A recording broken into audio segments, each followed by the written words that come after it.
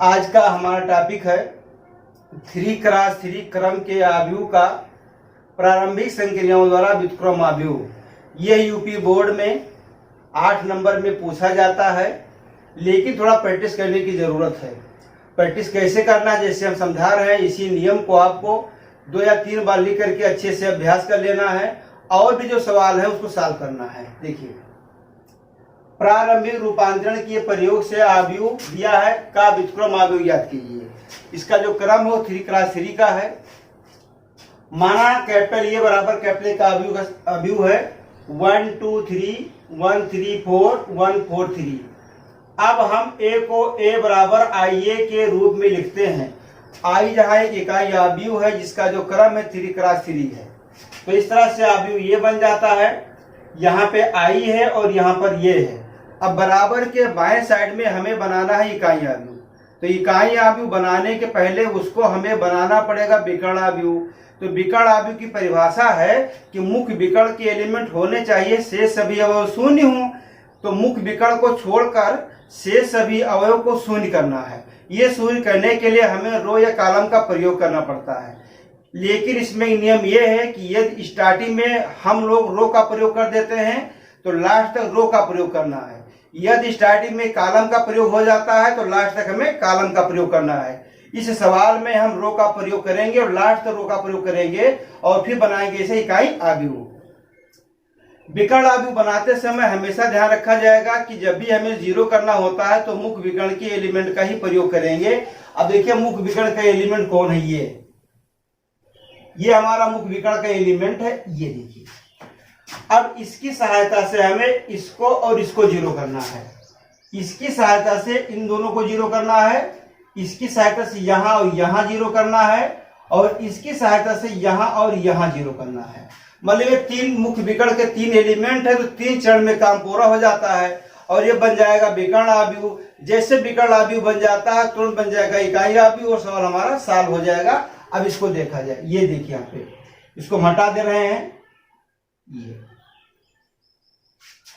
अब इसकी सहायता से इसको हमें जीरो करना है। यहाँ पे 3 लिखा है, यहाँ पे 3 लिखा है, तो 3 में से अगर 3 घटा देंगे तो जीरो हो जाएगा। तो स्टेप लिखा गया R1 changes R1 minus R3। अब ये जीरो हो जाएगा। अब इसकी सहायता से इसको भी करना है। अब ये दोनों बराबर तो है नहीं, तो बराबर करने के लिए इसको हमें 3 से गुणा करना पड़ेगा, इसको हमें 4 से गुणा करना पड़ेगा। दोनों का चिन्ह प्लस प्लस लिखा है, इसलिए घटाना पड़ेगा। एक बात ध्यान रखना है, अगर चिन्ह विपरीत है तो हम जोड़ेंगे और समान चिन्ह है तो वहां पर हम घटाएंगे शून्य करने के लिए।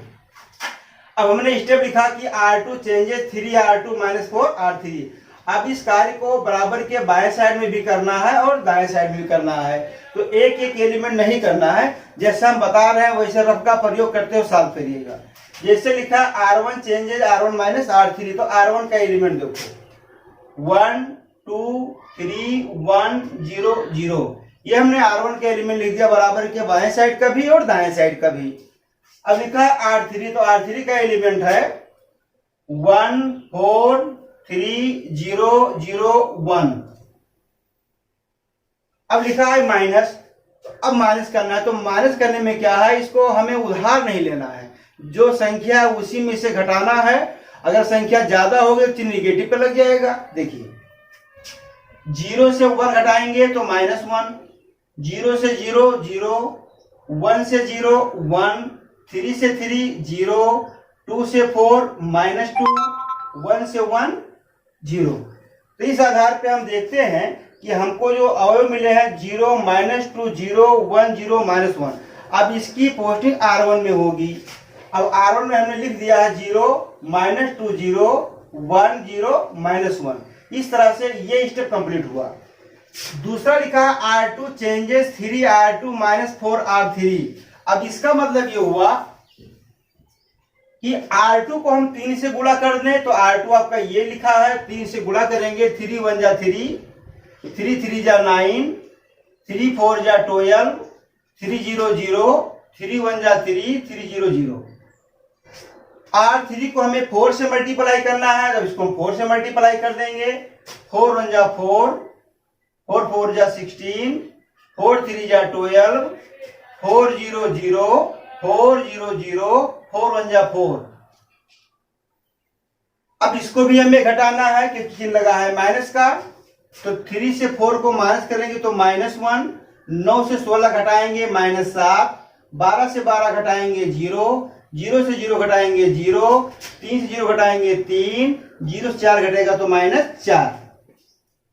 अब ये जो एलिमेंट हमको मिले हैं इनको कहाँ लिखा जाएगा, तो इनको R2 में लिखा जाएगा, जैसा हमने लिखा है देखो -1 -7 0, ये उसके बाद लिखा है 0 3 -4, ये।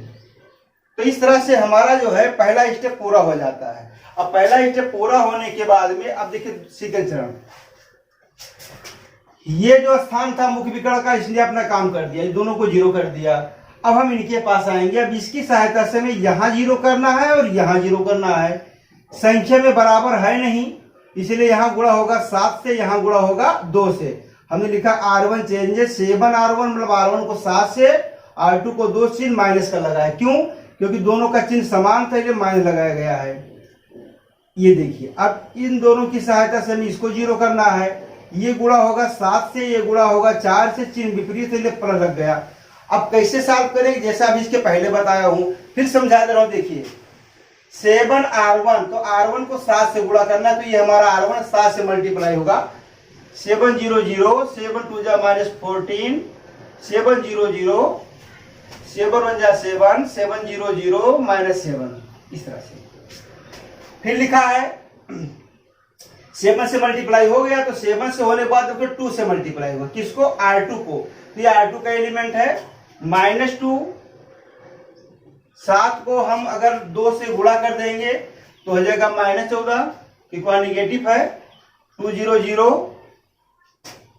2 0 0, 2 3 जा 6, 2 4 जा 8, निगेटिव में है। अब क्या करना है? घटाना है। तो घटाते समय हम ध्यान रखेंगे, देखो 0 में से हम घटाएंगे, माइनस पहले से ही लगा तो ये प्लस हो जाएगा। इसमें से घटाएंगे 0, 0 0 घटेगा 0, 7 में 0 घटेगा तो 7, 0 में 6 घटेगा तो -6, इसको घटाएंगे क्योंकि माइनस में प्लस हो जाएगा, ये हो जाएगा +1। और हमारे पास जो एलिमेंट आया 2 0 0 7 -6 1, इसकी पोस्टिंग कहाँ पे होगी, तो लिखा R1, इसको R1 में लिखा जाएगा। तो R1 का जो एलिमेंट है 2 है 0 है 0 है, ये देखिए। उसके बाद 7 -6 1 लिखा है, 7 -6 1 लिखा है। तो इस तरह से स्टेप हमारा पूरा हो गया। सेकेंड स्टेप में लिखा है, चरण जो है ये लिखा है R3 चेंजेस 7 R3 + 4 R2, मतलब R3 को 7 से गुणा करना है। तो R3 ये 7 से गुणा कर दो, 7 7 चौक 28, 7 21, 7 यहां भी गुणा होगा, 7 0 0 0 और 7। फिर R2 को हमें गुणा करना है 4 से, तो R2 को हम 4 से गुणा करेंगे तो हो जाएगा -4, चूंकि माइनस है, 28, यहां होगा 0, 4 से मल्टीप्लाई हो रहा है, 4 0 0, 4 से 3 से गुणा होगा तो हो जाएगा 12, 4 को -4 से हो जाएगा 16। चिन्ह प्लस का लिखा है, अब इसको जोड़ा जाएगा। अब जोड़ने के बाद हम देखते हैं कि हमें एलिमेंट क्या मिलता है। तो ये एलिमेंट जो हमको मिलेगा देखते हैं, देखिए यहाँ पे ये लिखा है 7, ये लिखा है 4, कितना आएगा ये हमको मिलेगा 3, ये हो जाएगा 0, और वहां 21 और 0 लिखा है तो हो जाएगा 21, ये हो जाएगा 0, ये हो जाएगा 12, इसको हम जोड़ेंगे तो हो जाएगा ये 16 लिखा है, यहाँ पे 7 लिखा है, 9। अब इसकी पोस्टिंग कहाँ होगी, देखिए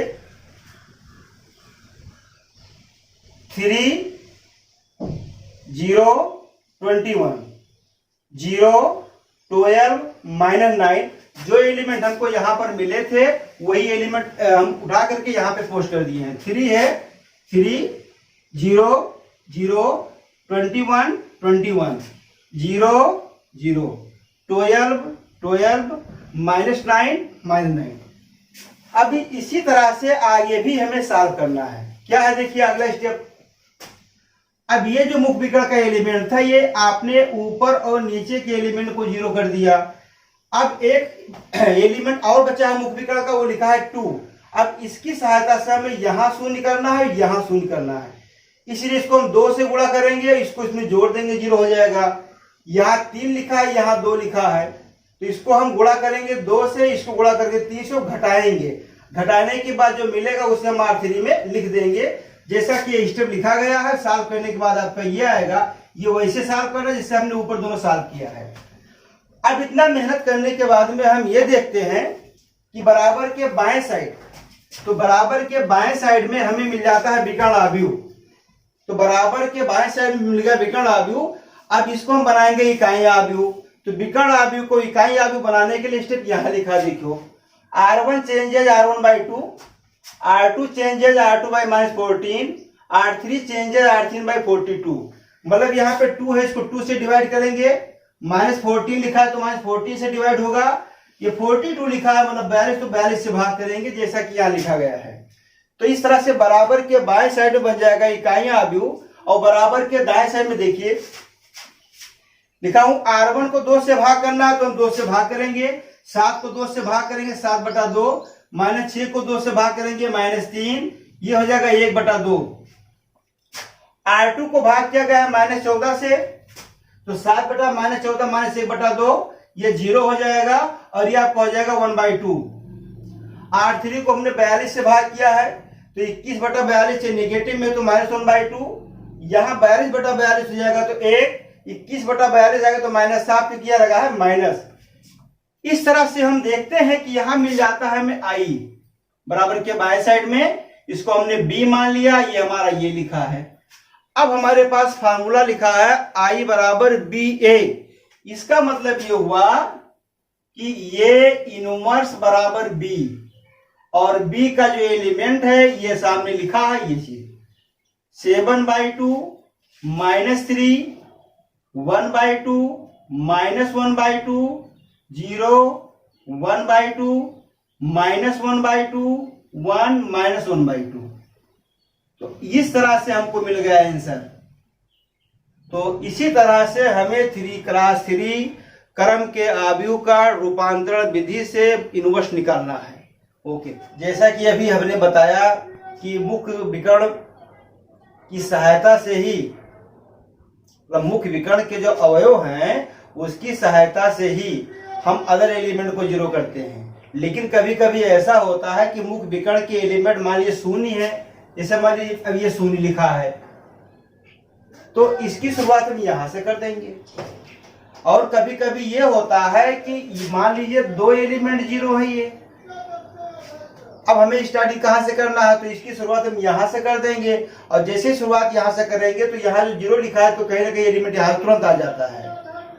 और कभी ये होता है कि मुख्य विकर्ण के तीनों एलिमेंट 0 होते हैं।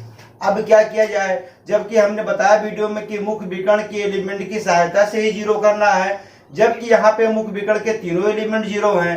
तो ऐसी स्थिति में आपको किन्हीं भी 2 रो की सहायता से आपको 0 करना है। जैसे हमारे पास से 0 है, अब इसकी सहायता से हमें इसको 0 करना था जबकि पहले से 0 है, तो ऐसी स्थिति हम क्या करेंगे, इसकी सहायता से हम इसको 0 कर देंगे या इसकी सहायता से हम इसको 0 करेंगे। जैसे ये कार्य हम करेंगे, अगर इसको हम 0 करेंगे तो यहाँ एलिमेंट आ जाएगा, इसको 0 करेंगे तो यहाँ पर एलिमेंट आ जाएगा। मतलब एक स्टेप बढ़ाने के बाद तुरंत मुख्य विकर्ण पे एलिमेंट आ जाएगा, और जैसे मुख्य विकर्ण पे एलिमेंट आ जाएगा तो मुख्य विकर्ण के एलिमेंट को लेकर के अपना काम फिर स्टार्ट कर देंगे। Thank you.